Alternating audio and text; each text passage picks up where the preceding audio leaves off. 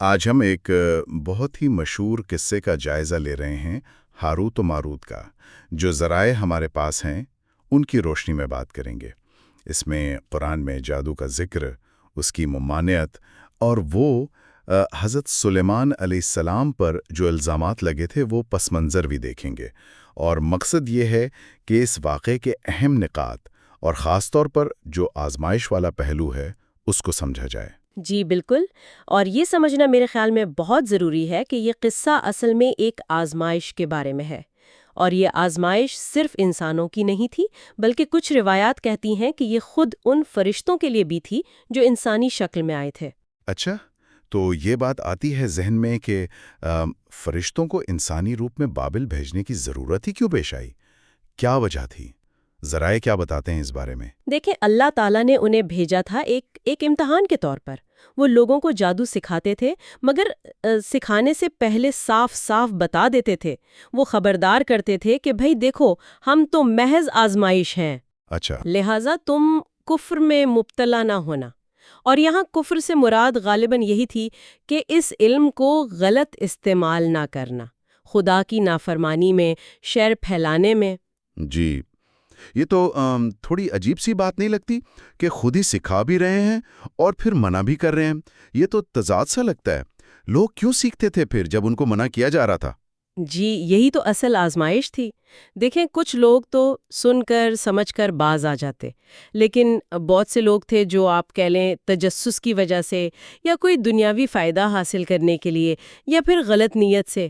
جیسے وہ مثال دی جاتی ہے کہ میاں بیوی میں جدائی ڈالنے والا جادو سیکھنا، تو وہ اس پر اصرار کرتے تھے۔ یعنی انسانی فطرت کا امتحان تھا ایک طرح سے۔ بالکل، اختیار کا امتحان۔ اچھا، اس کہانی میں ایک اور پہلو بھی آتا ہے، وہ فرشتوں کی اپنی آزمائش کا۔ خاص طور پر ایک عورت زہرہ کا ذکر ملتا ہے۔ اس بارے میں کیا تفصیل ہے؟ جی ہاں، کچھ روایات میں اس واقعے کا ذکر ضرور ملتا ہے، لیکن یہ بات اہم ہے کہ ان روایات کی وہ صحت پر اور ان کی تشریح پر علماء میں ہمیشہ سے اختلاف رہا ہے۔ ان روایات کے مطابق وہ فرشتے چونکہ انسانی روپ میں تھے تو وہ انسانی کمزوریوں کا شکار ہو گئے، مثلاً ناجائز خواہشات، شراب نوشی، حتیٰ کہ قتل تک کا ذکر ہے۔ اوہو۔ مگر یہ بات آپ دیکھیں، فرشتوں کی جو معصوم فطرت ہے کہ وہ گناہ سے پاک ہیں، اس تصور سے ٹکراتی ہے۔ اسی لیے یہ پہلو ہمیشہ کافی متنازع رہا ہے۔ صحیح۔ تو اگر ہم صرف ان روایات کی بات کریں تو ان کے مطابق پھر اس لغزش کا انجام کیا ہوا؟ ان فرشتوں کا کیا بنا؟ ان روایات میں آتا ہے کہ انہیں اپنے کیے پر بہت زیادہ شدید ندامت ہوئی، اور انہوں نے اللہ سے توبہ کی، تو اللہ تعالیٰ نے انہیں اختیار دیا کہ یا تو دنیا میں سزا بھگت لے یا پھر آخرت میں۔ اچھا۔ تو انہوں نے دنیا کی سزا کو چنا، اور کہا جاتا ہے کہ وہ بابل کے ایک کنویں میں قیامت تک کے لیے سر کے بل لٹکے ہوئے عذاب میں مبتلا ہیں۔ اوہ، یہ تو بہت سخت سزا ہے۔ جی، روایات تو یہی بتاتی ہیں۔ تو اس پوری گفتگو سے خاص طور پر یہ آزمائش والا جو نقطہ ہے، اس کو ذہن میں رکھتے ہوئے کیا اہم سبق ملتا ہے ہمیں؟ کیا یہ صرف جادو سے بچنے کی بات ہے یا اس سے کچھ زیادہ گہرا مطلب ہے؟ نہیں، میرے خیال میں یہ صرف جادو کی ممانعت تک محدود نہیں ہے، سبق اس سے زیادہ گہرا ہے۔ یہ قصہ ہمیں بتاتا ہے کہ علم، طاقت، چاہے وہ کسی بھی قسم کی ہو، وہ ایک بہت بڑی آزمائش ہے۔ جب اختیار ملتا ہے نا، تو انسان، یا اس قصے کے مطابق فرشتے بھی، اپنی کمزوریوں، اپنی خواہشات کی وجہ سے غلط راستے پر جا سکتا ہے۔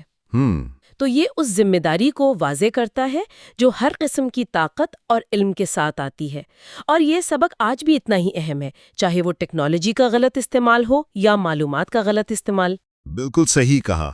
اور آخر میں ایک سوال شاید سوچنے کے لیے چھوڑا جا سکتا ہے کہ علم حاصل کرنا یا طاقت کا ہونا، یہ خود میں تو شاید برا نہیں، لیکن وہ حد کہاں ہے، وہ لکیر کہاں ہے جہاں اس کا استعمال آزمائش سے نکل کر تباہی بن جاتا ہے، دوسروں کے لیے یا خود اپنے لیے بھی؟